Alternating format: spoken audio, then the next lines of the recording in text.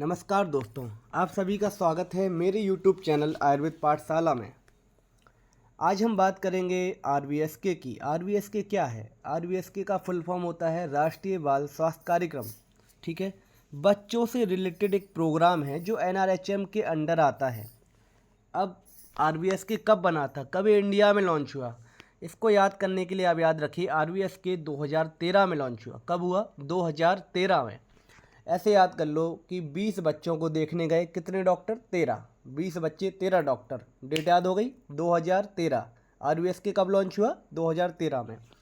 अब RVSK के अंदर एक बहुत ही इम्पोर्टेंट, बहुत प्यारा कॉन्सेप्ट है जिसका नाम है 4D कॉन्सेप्ट। 4D कॉन्सेप्ट, इसमें 4D आती हैं जो बच्चों में आपको देखनी पड़ती हैं। ठीक है, पहली D का मतलब है डिफेक्ट। डिफेक्ट बच्चों में जन्म से कुछ ना कुछ, कभी किसी किसी बच्चे में कोई प्रॉब्लम्स आ जाती हैं, डिफेक्ट आ जाते हैं, उन्हें बोला जाता है कॉन्जेनाइटल डिफेक्ट या जन्मजात दोष।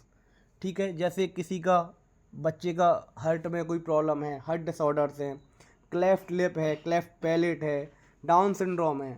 ठीक है, ऐसी बहुत सारी प्रॉब्लम्स बच्चों को टैकल करनी पड़ती हैं, वो बाई बर्थ होती हैं, that is defect at birth. इसके बाद हम दूसरे डी की बात करें, दूसरा डी जो है वो है डिजीज इन चिल्ड्रन। ठीक है, डिजीज इन चिल्ड्रन, बच्चों में जन्म के बाद छोटी छोटी प्रॉब्लम्स जैसे स्किन का इन्फेक्शन हो जाना, आँखों की प्रॉब्लम हो जाना, कानों का बहना, दांतों में प्रॉब्लम आ जाना, ये सारी प्रॉब्लम बच्चों को टैकल करनी पड़ती हैं। ये बच्चों में प्रॉब्लम आती है, तो 2D आपने समझे। तीसरा डी आप याद रखेंगे, दैट इज डिफिशियंसी।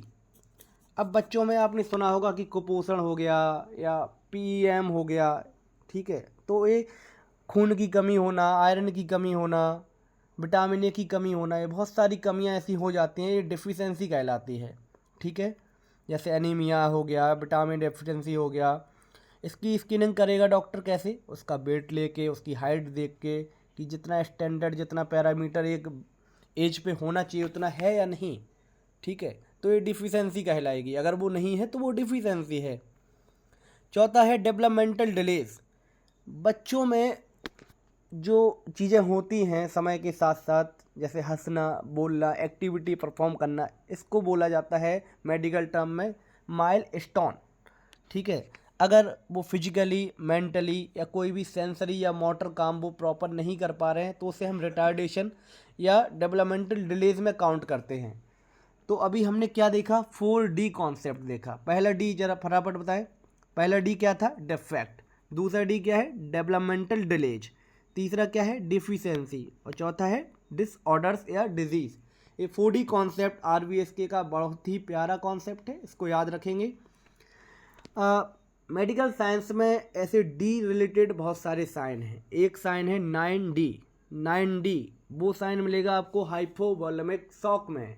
ऐसे ही एक साइन आता है 3D साइन। 3D साइन मेरे साथ बोलेंगे सब। 3D sign. 3D sign vitamin B1 की कमी से मिलता है। विटामिन B1 की कमी से। क्वेश्चन सीधा आपसे पूछ सकते हैं कि 4D कॉन्सेप्ट RVSK के अंदर जो आता है उसमें क्या क्या आता है, आपको याद रहेगा? आप प्रॉपर बता पाएंगे? ठीक है, एक प्यारा सा, एक छोटा सा अपना कॉन्सेप्ट था जो हम लोगों ने समझने का प्रयास किया है।